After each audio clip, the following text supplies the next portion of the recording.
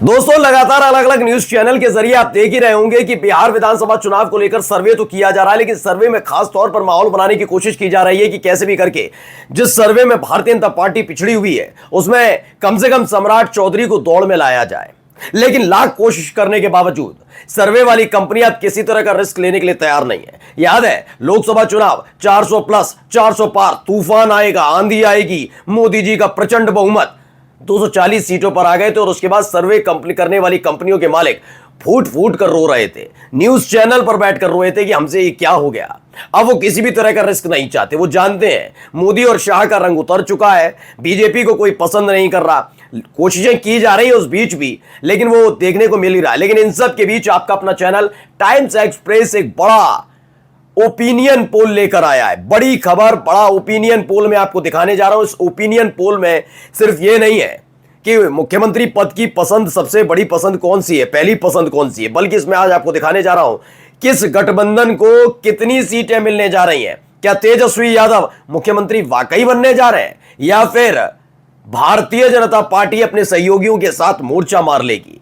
कौन है वो चेहरा जिस पर सबसे ज्यादा भरोसा जताया जा रहा है? बिहार के अलग अलग हिस्सों में क्या हालात बने हुए हैं, कहां कहां पटकनी खाएगी एनडीए, बीजेपी का सुपड़ाई तो नहीं साफ हो जाएगा? ये तमाम चीजें दिखाने जा रहा हूं आज का सबसे बड़ा ओपिनियन पोल। नमस्कार, मैं हूं प्रज्वल गौतम और आप देख रहे हैं टाइम्स एक्सप्रेस। बिना देर किए सबसे पहली झलक आपको दिखाने जा रहा हूं। यह झलक इसलिए जरूरी है क्योंकि मौजूदा तौर पर क्या स्थिति बनती नजर आ रही है, यह देखना, यह समझना बहुत जरूरी है। सर्वे करने वाली कंपनियों ने पहले ही बता दिया है कि लाख कोशिशें करने के बावजूद 37% बिहार की जनता चाहती है कि तेजस्वी यादव मुख्यमंत्री बने। 20 साल मुख्यमंत्री बने रहने के बावजूद नीतीश कुमार के ये हालात हैं कि तेजस्वी यादव यानी उनकी उम्र से आधे उम्र के एक लड़के, मैं लड़का ही कह रहा हूं भाई, तेज युवा है वो, उन्होंने नीतीश कुमार को आधे पर लाकर खड़ा कर दिया। यानी 18% लोग कहते हैं कि वो बने। लेकिन इन सब के बीच सम्राट चौधरी की हालत तो बहुत खराब है। 6.5% घिस घिसाकर कैसे करके 6.5% तक लाए। या सम्राट चौधरी के लिए भी कह रहे हैं बन जाए बन जाए। खैर, इन सब के बीच आज मैं ये नहीं दिखाऊंगा किस गठबंधन को कितनी सीटें मिलने जा रही हैं, क्या बार बार जो दावा एनडीए कर रहा है वो पूरा होगा या इंडिया गठबंधन। और लीजिए, सबसे पहले देख लीजिए जनसुराज कितनी सीटें आएंगी। 0 से 3 सीटों का दावा किया जा रहा है। जनसुराज को मात्र 0 से 3 सीटें मिलेंगी। जो अन्य हैं उनमें 4 से 12 सीटें जीत सकते हैं। लेकिन क्या है, एनडीए यानी जेडीयू के साथ और कमल वाली पार्टी यानी बीजेपी कमाल कर पा रही है। 108 से 115 सीटें जीतने का दावा किया जा रहा है। बताया जा रहा है ओपिनियन पोल में कि 108 से 115 सीटें बीजेपी एनडीए में जीत सकती है। एनडीए 108 से 115 सीटों पर आएगा, यानी 243 सीटों में से कुल मिलाकर इतना आप समझ लीजिए कि तकरीबन नहीं भी चाहते हुए तो आपको 123 124 सीटों की जरूरत पड़ती है, तब कहीं जाकर आप पूर्ण बहुमत की सरकार बिहार में बना पाएंगे। लेकिन यह होने जा रहा है क्या? नहीं होने जा रहा। आपको तकरीबन 122 सीटों की जरूरत पड़ेगी और 122 सीटें जिसके हक में होंगी वो, तो क्या यहां पूर्ण बहुमत मिल रहा है इनको? नहीं। 108 से 115 सीटें, लेकिन इंडिया गठबंधन के हालात कहां है? 121 से 131 यानी पूर्ण बहुमत की सरकार इंडिया गठबंधन बनाने जा रहा है। और इससे पहले ही बैठक में तय हो चुका है कि तेजस्वी यादव मुख्यमंत्री होंगे। यह कब हुआ है ओपिनियन पोल, पहले मैं आपको बता दूं क्लियर।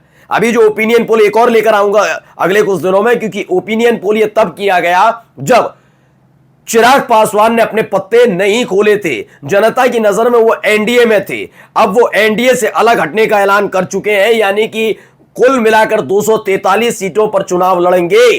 अगर ऐसे हालात हैं तो अगला ओपिनियन पोल और भी एनडीए की लुटिया डुबोता हुआ नजर आएगा। लेकिन फिलहाल का स्थिति क्या है? 121 से 131 सीटें, क्योंकि अभी तो बयान दिया है चिराग पासवान ने।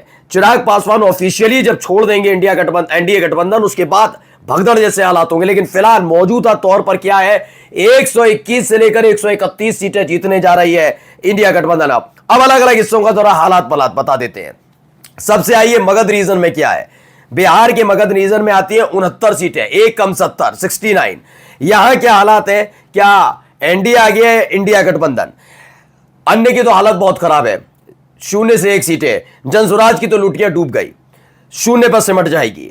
एनडीए को मिलेंगी 29 से 38 सीटों का दावा किया जा रहा है, यानी यहां पर टक्कर होती हुई नजर आ रही है। बात दावा किया जा रहा है कि 29 से 38 सीटें एनडीए जीत सकती है, वहीं इंडिया गठबंधन 31 से 37 सीटें, यानी मैच टाई हो सकता है। मगध रीजन में, बिहार में इन 70 सीटों पर दोनों में कड़ी टक्कर है। एनडीए भी अच्छा करेगी, वहीं कहा जा रहा है कि इंडिया गठबंधन भी अच्छा करेगी, लेकिन माना यह जा रहा है कि इंडिया गठबंधन यहां पर भी 1-2 सीटें ज्यादा जीतेगी।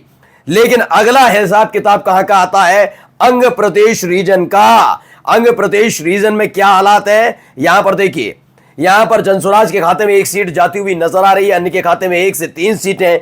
एनडीए थोड़ी बढ़त के साथ नजर आती है, 11 से 17 सीटें जीत सकती है। 27 सीटें कुल, उनमें से 11 से 27 सीटें जीतने का अनुमान जताया जा रहा है। तो वहीं इंडिया गठबंधन के खाते में 9 से 13 सीटें जा सकती हैं। अपने आप में एक बड़ी खबर है। मैंने कहा ना आपको, अलग अलग जगह का भी दिखा रहे हैं क्या क्या वहां पर हालात बनते हुए नजर आ रहे हैं। चलिए आ जाइए उत्तर बिहार रीजन, यहां पर अदर के खाते में या अन्य के खाते में 1 से 4 सीटें जाने का दावा है कि 73 सीटों में से 1 से 4 सीटें अन्य जो है, जैसे जिनकी कोई पहचान नहीं होती वो पार्टियां, स्वतंत्र उम्मीदवार, निर्दलीय उम्मीदवार, वो जीत सकते हैं। क्या जनसुराज का खाता खुलेगा? जी हां, उम्मीद जताई जा रही है। 0 या तो सुपड़ा साफ हो जाएगा इस इलाके में जनसुराज का, या 1 सीट जीत सकती है। लेकिन क्या रहेगा एनडीए का? 28 से 35 सीटें जीत सकती है एनडीए। लेकिन इंडिया गठबंधन यहां एनडीए को कपकपाने पर मजबूर कर रही है। क्यों? 33 से 37 सीटें इंडिया गठबंधन जीतने जा रहा है इस इलाके में।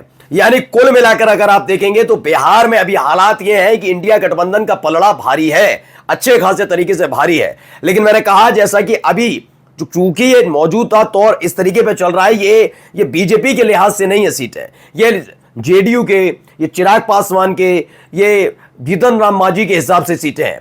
कि बीजेपी को लेकर उतना क्रेज अब जनता में बिहार में देखने को नहीं मिल रहा है। खासकर ये ऑपरेशन सिंदूर के बाद तो और ज्यादा कम हुआ है। इन सब के बीच चिराग पासवान का यह ऐलान कि वो सारी सीटों पर चुनाव लड़ेंगे, यकीन मानकर चलिए अगले हफ्ते या उसे 10 दिन बाद जब आपके सामने फिर से ओपिनियन पोल नया लेकर आऊंगा, तब आप समझेंगे कि वो क्या रहा। ओपिनियन पोल का मतलब है कि जनता की एक राय है, वो किसे चाहते हैं। इससे पहले का सर्वे देख लिया, यानी तमाम सर्वे जो निकलकर सामने आ रहे हैं वो बता रहे हैं कि बीजेपी की बेचैनी बढ़ रही है, भारतीय जनता पार्टी सिकुड़ती नजर आ रही है, उनके अपने लोग ही उनसे दूरी बना रहे हैं। वैसे ही बीजेपी में लगातार इस्तीफों का दौर चल रहा है। चिराग पासवान की नाराजगी ने और बेचैन कर दिया है। कुल मिलाकर अभी यह तस्वीर साफ है कि इंडिया गठबंधन का पलड़ा बिहार में भारी है। नमस्कार।